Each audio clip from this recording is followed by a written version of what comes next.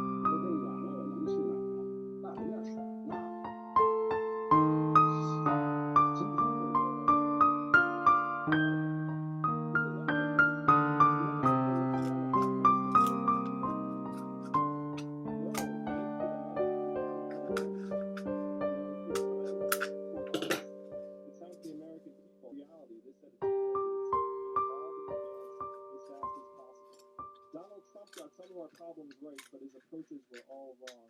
And the opposite of Donald Trump is using that